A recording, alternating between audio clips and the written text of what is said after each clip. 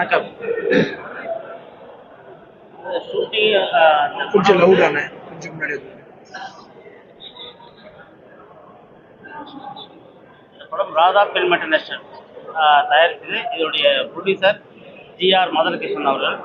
அவருக்கு எனக்கு நீண்ட நாள் நண்பர். இந்த படத்தை ஸ்டார்ட் பண்ணலாம் பேசும்போது அப்போது கிஷோரும் அபிராமியும் தான் இருந்தாங்க, அவைலபிளாக இருந்தாங்க. அப்போ ஹீரோ அவைலபிளாக இல்லை. ஷூட்டிங் முடிஞ்சே ஸ்டார்ட் பண்ணோம். அப்புறம் நம்ம டிடிஎஃப் பாசனை பார்த்து அதுக்கப்புறம் தான் டிடிஎஃப் பாசனை கமிட் பண்ணோம். அவர் இந்த படத்தில் ஒரு எல்லா பரிமாணமும் தெரிகிற மாதிரி எல்லா, அதாவது ஆக்ஷன், லவ், காமெடி, இது எல்லாமே இருக்கிற மாதிரி ஒரு ஸ்கிரிப்ட் அவருக்கு அமைஞ்சிருக்கு. இது ஏன்னா எல்லா ஆர்டிஸ்ட் இருக்காங்க. மேபி இந்த கிஷோர், அபிராமி, சிங்கம்புலி, ஜான் விஜய், ஹரீஸ்வரடு, நரேன், திலீபன், இவங்க எல்லாருமே இந்த படத்தில் நடிச்சிருக்காங்க. இவ்வளோக்குள்ள இவருடைய கேரக்டர் தனித்தன்மையாக இருக்கும். ஒரு அன்புன்னு ஒரு கேரக்டர் நடிச்சிருக்காரு. இது ஒரு சட்டம், சாதாரண மக்கள் எல்லாருமே சட்டத்தை தெரிஞ்சுக்கணும். அந்த அடிப்படையில் தான் இந்த படம் பார்த்தே தெரியும் ஏன் எல்லாரும் சட்டத்தை தெரிஞ்சுக்கணும் அப்படிங்கிறது. இது அடிப்படை, அதுவும் அடிப்படையோட ஒரு கல்வி மாதிரி தான். அதுவும் எல்லாரும் அதை படிக்கணும். அதே நேரத்தில் நம்ம எவ்வளோ கேர்ஃபுல்லாக இருக்கணும் அப்படிங்கிற ஒரு விஷயம். இந்த படம் ஷூட்டிங் ஒரு 55 to 60 நாள் போச்சு. சாங் ஒரு 5 சாங் இது படத்தில். ஒவ்வொருத்தரும் கேரக்டரும் அவ்வளோ அழகாக வடிவமைச்சிருப்பேன். எல்லாரும் அந்த ஸ்கிரிப்டே பார்த்தீங்கன்னா அந்த ஒவ்வொரு கேரக்டரும் அழகாக தூக்கிட்டு போவாங்க. இந்த கேரக்டர் வேண்டாம், அந்த கேரக்டர் தேவையில்லை அப்படிங்கிறது இருக்கவே இருக்காது. அப்போ இவ்வளோ பேருக்குள்ள வாசல் எங்கே வராப்புல, எப்படி நடிக்கிறாப்புல, எப்படி இது கேரி அவுட் கொண்டு போகிறாப்புல. ஏன்னா இந்த படத்தோட ஹீரோ வாசன் தான். அவர் தான் இந்த படத்தை கேரி பண்ணி கொண்டு போகிறாரு. அது படத்தை பார்க்கும்போது எல்லோரும் தேட்டர் வந்து பாருங்கள். நவம்பர் 28 வெள்ளிக்கிழமை எல்லாரும் தேட்டர் வந்து பாருங்கள். முதல் ஷோ வந்து பாருங்கள். உங்கள் அனைவருக்கும் என்னுடைய நன்றி. அதாவது 5 daysலேயே இருந்த நீங்கள் படத்தில் நடிச்சீங்க, அதில் ஒரு முகமாக இருந்தது. இதில் வர்றதுக்கான உங்களுக்கு எப்படி இந்த படத்தில் நடித்த அனுபவம் எப்படி? உங்கள் வாசன் எல்லாரும் நல்லா இருப்பீங்கன்னு நம்புகிறேன். ஸோ எல்லா ப்ரெஸ்ஸுக்குமே ரொம்ப நன்றி இங்கே வந்ததுக்கு. ஐபிஎல் இந்தியன் பீனல்லா படம் நல்லபடியாக நடித்து முடிச்சு 28ஆம் தேதி திரையரங்குக்கு வரப்போகுது. யூடியூபராக இருந்த எக்ஸ்பீரியன்ஸும் இது எப்படின்னு கேட்குறீங்களா, இல்லை என்ன கேள்வின்னு கேட்குறீங்க? அதாவது நீங்கள் யூடியூபராக இருந்து நீங்கள் படத்துக்கு நடிக்க வந்திருக்கீங்களா, இந்த அனுபவம் எப்படி இருக்கு? ஏற்கனவே முதல் படம் மஞ்சள் சில பிரச்சனைகள் வந்துச்சு. அதுக்கப்புறம் 2வது படமாக எடுத்திருக்காரு. இல்லை, சில பிரச்சனைகள் இல்லை, ஒரே ஒரு பிரச்சனை. அவர் தான் பிரச்சனை. அவர் படம் பண்ணலை, அதுக்கப்புறம் படம் வரலை, அவ்வளோதான்.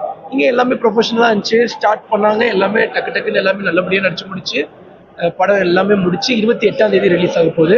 அது போக சார் ஒரு கேள்வி கேட்டிருந்தார், யூடியூபராக இருந்து இப்போ படம் நடிக்கிற அளவுக்கு வந்திருக்கீங்களே, அதுக்கும் இதுக்கு என்ன டிஃப்ரென்ஸ்ன்னு சொன்னாங்க.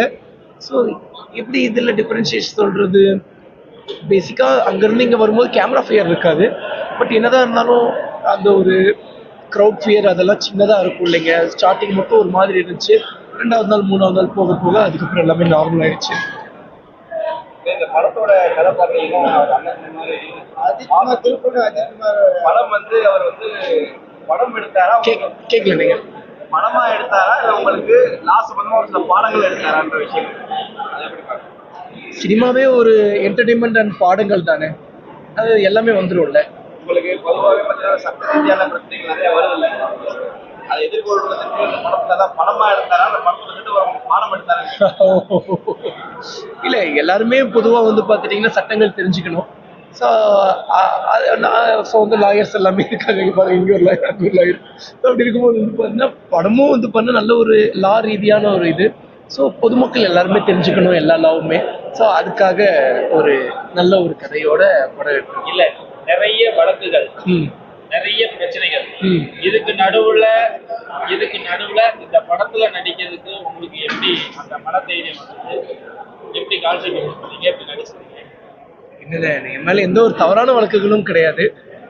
மோட்டார் வெஹிக்கிள் ஆக்ட் அந்த மாதிரியான ஒரு எல்லார் மேலேயும் இருக்கக்கூடிய அதே இதுதான். இப்போ உங்களோட வண்டி நம்பர் பிளேட் போட்டாலே எம்எல்ஏ என்ன கேஸ் இருக்கும், அது உங்கள் வண்டி மேலேயும் இருக்கும். ஸோ அந்த மாதிரி தான். அதில் என்ன கால் ஷீட் தர்றது. ஸோ நமக்கு நம்ம யூடியூப் பண்ணுறோம், அது போக நமக்கு என்ன நம்ம நம்ம எப்படி வேணால் ஷெடியூல் பண்ணிக்கலாம்ல. ஸோ நான் அதனால் நீங்கள் என்ன டேட்டுன்னு சொல்லி சொல்லுங்கள். ஸோ அதுக்கேற்ற மாதிரி நான் என்னோட ஒர்க்கை ஷெடியூல் பண்ணிக்கிறேன்னு சொல்லி அவங்க கொடுத்த டேட்டுக்கு தான் நான் போனேனே தவிர நான் என்னோட கோல் ஷீட் நான் எதுவுமே தரல. படத்துல வண்டிகள் ஓட்டலாமல் லைசன்ஸ் இருந்தால் எங்கெல்லாம் ஓட்டலாம்னா நான் உங்ககிட்ட கேட்குறேன், லைசன்ஸ் இருந்தால் எங்கெல்லாம் ஓட்டலாம்? ஓகே, லைசன்ஸ் இல்லைன்னா எங்கெல்லாம் ஓட்டலாம் அப்படின்னு நீங்க நினைச்சிட்டு இருக்கீங்க. அந்த வீடு மாதிரி இருக்கக்கூடிய நம்மளோட பிரைவேட் ஏரியா, என்ஓசி இருக்கக்கூடிய ஏரியா, அதுக்கப்புறம் நம்ம பெர்மிஷன் வாங்கின ஏரியால எல்லாம் ஓட்டலாம்ல. நீங்களே தலையாட்டுறீங்க. அப்ப அதுதான் நாங்களும் பண்ணியிருக்கோம். எல்லாமே லீகலா வந்து பார்த்துட்டீங்கன்னா எல்லாமே நாங்கள் பண்ணியிருக்கோம்ல. அதே மாதிரி இந்த படத்துல அதாவது பர்மிஷன் கேட்டு ரோடெல்லாம் அவாய்ட் பண்ணி லாக் பண்ணிட்டு தான் தண்ணி தான் எடுத்தோம். அதே நேரத்தில் நிறைய ஷார்ட்ஸ்ல பார்த்தீங்கன்னா தூக்கு போட்டு எடுத்துருக்கோம். ஏன்னா இது பிரைவேட் ஏரியா எல்லாமே பிரைவேட் ஏரியா தான் இருக்கும். ஹைவேஸ்ல ஸ்டேட் ஹைவேஸ் அப்படின்றதுக்காக நிறைய வந்து டூப் போட்டு தான் எடுத்தோம். அதனால ஏன்னா பிகாஸ் ஆஃப் இவரோட பார்த்து அதாவது இவர் அந்த படத்துல பார்த்தீங்கன்னா இவர் வீலிங் எல்லாம் பண்ணுவார். பட் ஆனால் சைடில் வரவங்க தான் வீலிங் பண்ணுவாங்க. ஆனால் பட் இவர் வந்து வீலிங் பண்ண விடலை. ஏன்னா அது ஒரு லைவான ஷாட், அவர் இவர் பேஸ் தெரியும். அதனால வந்து அதெல்லாம் எடுக்க வேண்டாம். ஏன்னா அவரை பார்க்குற பசங்க ரசிகர்கள் இந்த வண்டியெல்லாம் பேர் ஓட்ட ஆரம்பிச்சிருவான்றதுக்காக அந்த சீனே ஆல்ரெடி இருந்தது. நான் அதை எடுக்க வேண்டாம், வாசம் நடிக்கிறதுனால வீலிங் ஷாட் எல்லாம் வேண்டாம் அப்படின்னு சொல்லிட்டு அதை அவாய்ட் பண்ணேன். எதுக்காகனா மக்கள் இவ்வளோ ஃபாலோ பண்ணுறதை கெட்டு போயிடக்கூடாது அப்படிங்கிற ஒரு நல்ல இடத்துக்காக தான் என்னுடைய ஆசையை நான் மூடிட்டேன். ராசன், உங்களுக்கு நிறைய யங்ஸ்டர்ஸ் உங்களுக்கு ஃபாலோவர்ஸா இருக்காங்க. இப்போ விஜய் வந்து அரசியலுக்கு வந்ததுனால அவரோட இடத்த நீங்க நினைக்கிறீங்களா? they are legends na, no comparison, they are legends. அந்த இடத்த காலியா இருக்கிறத ஃபில் பண்ணி வைக்கலாம் கேட்கலாம். அப்படி இல்லை, நான் எப்படி சொல்ல முடியும்? அப்படிலாம் இல்லை. நம்மளோட முயற்சிகள் நம்ம போட்டுக்கிட்டே இருக்க வேண்டியதான். நம்ம முயற்சிகளுக்கு ஏற்ற மாதிரி கடவுள் பரிசு தருவார், அவ்வளவுதானா? ஆசை கடவுள் அவரோட கட்சியில எதுவும் இணையறதுக்கான வாய்ப்புகள் இருக்கு, இல்ல அவருக்கு ஃபாலோ பண்ண? இல்லைண்ணா, நம்ம அரசியல் பேசுற அளவுக்கு நம்ம ஒன்றும் அவ்வளோ பெரிய பையன் இல்லை. 25 தான் ஆச்சு. ஏன்னா யங்ஸ்டர்ஸ் நிறைய ஃபாலோவர்ஸா இருக்கிறாங்க, அதனால இளைஞர்கள் வாக்குகளை இல்லைண்ணா, அரசியல் இதெல்லாம் கிடையாது நமக்கு. நம்ம பட ரீதியா இப்போதான் முன்னேறி வந்துட்டு இருக்கோம். அந்த மாதிரி இப்போதைக்கு நம்ம முன்னேறுவோம். சரி, இப்போ அடுத்த படங்கள் எது வாய்ப்புகள்? ஆனா அடுத்தடுத்த படங்கள்லாம் வந்துட்டு இருக்கு. கடவுள் அன்பன்லையும் உங்களை மாதிரி நல்ல உள்ளங்கள் அன்பாலையும் அடுத்தடுத்த கதைகள் எல்லாமே கேட்டுட்டு இருக்கோம். நல்ல ஒரு கதை அமைஞ்ச உடனே நல்ல ஒரு ப்ரொடக்ஷன் இருந்தா உடனே நடிக்கிறது. மதுரையில் நடந்த ஷூட்டிங் எக்ஸ்பீரியன்ஸ் இருக்கு. மதுரையில் நடந்த ஷூட்டிங் எக்ஸ்பீரியன்ஸ் ரொம்ப நல்லா இருந்தது. மதுரை மக்கள் எல்லாருக்குமே ரொம்ப நன்றி உங்களோட அன்பு ஆதரவுக்கு. கிட்டத்தட்ட ரொம்ப நாள் வந்து பார்த்தீங்கன்னா நம்ம மதுரையிலேயே நடந்தது. மதுரையிலேயே வந்து பார்த்துட்டிங்கன்னா ஒரு சின்ன சேசிங் ஓடி ஃபைட்டர்ஸ் எல்லாம் வர்ற மாதிரி நம்ம மதுரையில் லைவாக எடுத்தது. அதில் கூட வந்து பார்த்தீங்கன்னா ஓடி வரும்போதெல்லாம் வந்து படம் கிராஷ்லாம் ஆச்சு. பட் எல்லாமே நல்லபடியாக வெற்றிகரமாக எடுத்து முடிச்சாச்சு. வர்ற 28ஆம் தேதி படம் ரிலீஸ் ஆக போகுதுங்க. ரீல்ஸா இப்படி இருந்த காலகட்டத்துல நீங்க வந்து இப்ப படத்துல வேற நடிக்க வந்திருக்கிறீங்க. நீங்க இளைஞர்களுக்கு சொல்லக்கூடிய விஷயங்கள் என்ன? உலகத்துல எல்லா இடத்துலையுமே நல்ல விஷயங்களும் இருக்கும், கெட்ட விஷயங்களும் இருக்கும். நல்ல விஷயங்களை எடுத்துக்கோங்க, கெட்ட விஷயங்களை விட்டுருங்க. அண்ட் வந்து அந்த ரேஸு அப்படி இப்படின்லாம் சொல்றீங்க, அது நீங்க தான் அப்படி சொல்றீங்க. நான் ஒரு ரைடர், நான் ரைட் தான் பண்ணிட்டு இருந்தேன். அதுதான் நீங்க அப்படி ரேஸ் சொல்லி ஒரு ரேசர்னே ஒரு பேரை உருவாக்கி கொடுத்துட்டீங்க. எதை தொட்டாலுமே பிரச்சனை அப்படிங்கிற மாதிரியா உள்ள ஸ்டேஷன் போலீஸ் இப்படியா இது வந்தது இல்லையா? அதனால இந்த கேள்வி. பிரச்சனையை உருவாக்கி விட்டுட்டு நீங்களே பிரச்சனை ஆயிடுச்சு சொன்னா எப்படின்னு நீங்களே சிரிக்கிறீங்க.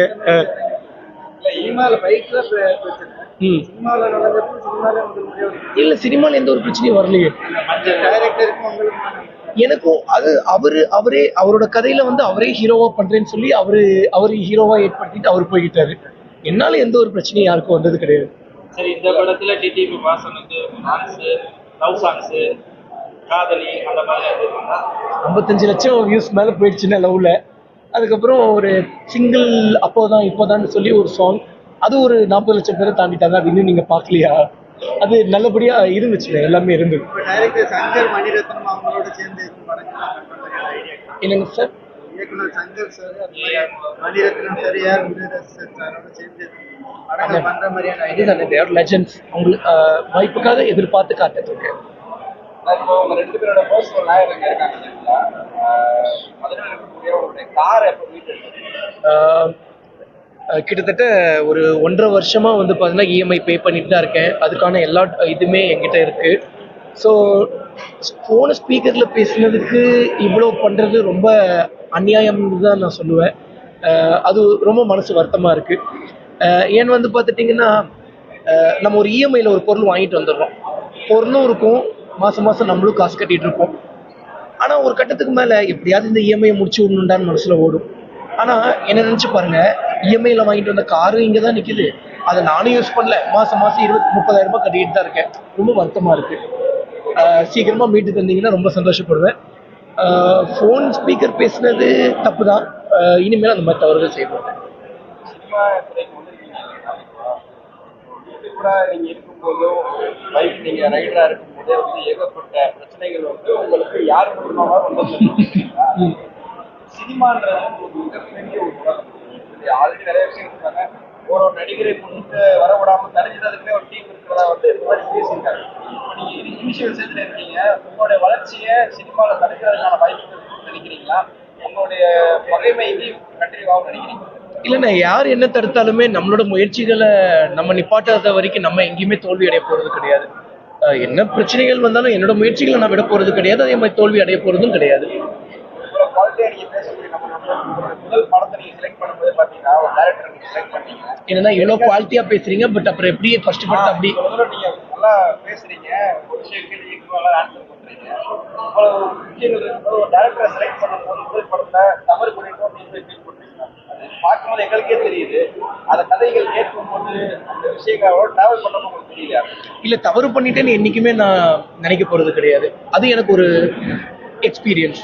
ஸோ அந்த ஒரு எக்ஸ்பீரியன்ஸை நான் கெயின் பண்ணதுனால தான் இப்போ எனக்கு நல்ல ஒரு டைரக்டர் கிடைச்சாரு, நல்ல ஒரு ப்ரொடக்ஷன் டீம் கிடைச்சாங்க, நல்ல ஒரு படம் கிடைச்சிருக்கு. வர 28 ரிலீஸ் வரைக்கும் நாங்கள் எடுத்துட்டு வந்துட்டோம். ஸோ அது எனக்கு ஒரு எக்ஸ்பீரியன்ஸ். இப்போ கூட ஒரு டைம் டிராவல் பவர் கிடைச்சு எல்லாத்தையும் போய் மாற்றிடுவீங்களான்னு கேட்டால் எதையுமே நான் மாற்ற மாட்டேன். ஏன்னா நடப்பதெல்லாம் நன்மைக்கு, எல்லாமே ஒரு எக்ஸ்பீரியன்ஸ்க்காக தான். எல்லாமே ஒரு எக்ஸ்பீரியன்ஸ் நமக்கு கற்றுக் கொடுத்துருக்கு, வாழ்க்கையில் நிறைய பாடங்கள் கற்றுக் கொடுத்துருக்கு. அதே மாதிரி அந்த கதையை நீங்கள் ஏன் சூஸ் பண்ணீங்க, அந்த டைரக்டரை ஏன் சூஸ் பண்ணீங்கன்னா, வாய்ப்புகள் ஒன்று எனக்கு கொட்டி கிடக்கல. வாய்ப்புகள் வர்றது ஒன்று, அந்த வாய்ப்பை நம்ம எப்படி யூட்டிலைஸ் பண்ணி முன்னுக்கு வர முடியும்னு தான் நான் முயற்சி பண்ணேன்.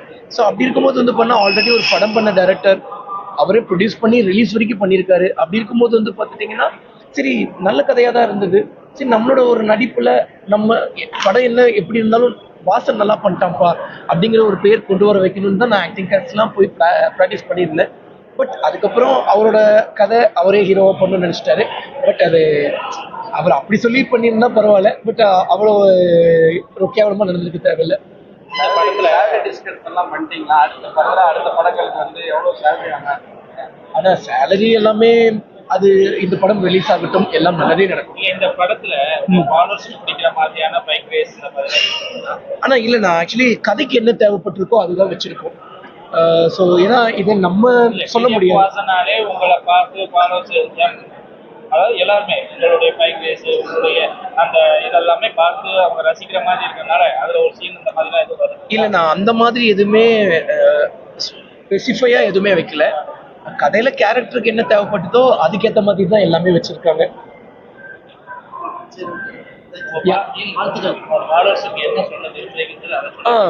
நம்ம பசங்களுக்கு என்ன சொல்ல போறேன்னா, எங்க போனாலும் பார்த்து பத்திரமா சேஃபா போங்க, ஹெல்மெட் போட்டுட்டு போங்க. அப்ப சொல்றதுல இருந்து அப்ப என்ன சொல்றனோ அததான் இப்போ வரைக்கும் சொல்றோம். நல்ல விஷயங்கள் எடுத்துக்கோங்க, கெட்ட விஷயங்கள் விட்டுருங்க. ஏன்னா வாழ்க்கையில நீங்க யாரை பார்த்தாலுமே சரி, ஸோ அண்ணனை பார்த்தாலும் சரி, சாரை பார்த்தாலும் சரி, என்ன பார்த்தாலும் சரி, இல்லை வேற யாரை பார்த்தாலுமே நிறைய குட் குவாலிஃபிகேஷன்ஸ் இருக்கும். அண்ட் ஏதாவது ஒரு சின்ன சின்ன தவறுகளும் இருக்கும். நல்ல விஷயங்கள் எடுத்துருங்க, கெட்ட விஷயங்களை விட்டுருங்க. அண்ட் வர்ற 28 நம்மளோட IPL இந்தியன் பிரீமியர் படம் ரிலீஸ் ஆக போது, மறக்காம ஃபர்ஸ்ட் ஷோ வந்து பார்த்துருங்க. நன்றி. நீங்க நார்மலா ஷூட்டிங் வந்ததா இருக்கட்டும், இல்ல கேசிங் வந்ததா இருக்கட்டும், இப்போ இந்த லான்ச்சிங் வந்தது எப்படி இருக்கு? ஒவ்வொரு எக்ஸ்பீரியன்ஸும் முதல்ல இந்த பீப்புளோட ரெஸ்பான்ஸ் எப்படி இருக்கு? ரசிகரோட ரெஸ்பான்ஸ் அதுதான். மதுரை வரணும்னாலே நான் ரொம்ப ஹாப்பி ஆயிடுவேன். அது காரணம் வந்து பார்த்தீங்கன்னா நம்ம மதுரைக்காரங்க தான். அது உங்களுக்கு தெரியாதது ஒன்றும் இல்லை. அது ரொம்ப செம்மையா அவ்வளோ கனெக்டடா இருப்பாங்க நம்ம பசங்க. ஸோ மதுரை மக்களுக்கு எல்லாருக்குமே ரொம்ப நன்றி. இந்த மதுரையை பார்த்துப்பீங்க, இந்த பேச்சு வழக்கு, இதுல இந்த பேச்சு வழக்குல உங்களுக்கு என்ன டயலாக் நல்லா பிடிச்சிருப்பாரு மதுரை மக்கள் பேசுவாங்க? அண்ணே அண்ணே அப்படி அண்ணேன்னு சொல்லுவாங்கல்ல, அது ரொம்ப பிடிக்கும். படத்துல நீங்க எந்த டயலாக் நல்லா ரீச் இருக்கும் அப்படின்னு எதிர்பார்க்குறீங்க மக்கள் மத்தியில? டயலாக் அது சரியான ஒரு டைலாக் இருந்துச்சு, ஆனா அதை தூக்கிட்டோம். அது ஒரு நல்ல ஒரு டைலாக் இருந்தது. என்னை பார்த்துமாங்க உங்களுக்கு போலீஸ் கேஸ் கொடுக்கணும்னு தோணுது அப்படின்னு ஒரு டைலாக் இருந்தது. ஆனால் அதெல்லாம் நாங்கள் ரிமூவ் பண்ணிட்டோம், ஏன்னா ஷார்ட் பண்ணுறதுனால. நீங்க வந்ததுக்கும் அந்த ஷூட்டிங் ஸ்பாட் ஒவ்வொரு லொகேஷன் மதுரைக்கு போன அந்த எக்ஸ்பீரியன்ஸ் எப்படி இருந்தது? ரொம்ப நல்லா இருந்துச்சு. பசங்கள்லாம் அவ்வளோ சப்போர்ட்டிவாக இருந்தாங்க. ஸோ கிட்டத்தட்ட நிறைய ஆர்டிஸ்ட்லாம் இருந்தாங்கல்ல. ஸோ ரொம்ப நல்லா இருந்தது. நன்றி நன்றி நன்றி.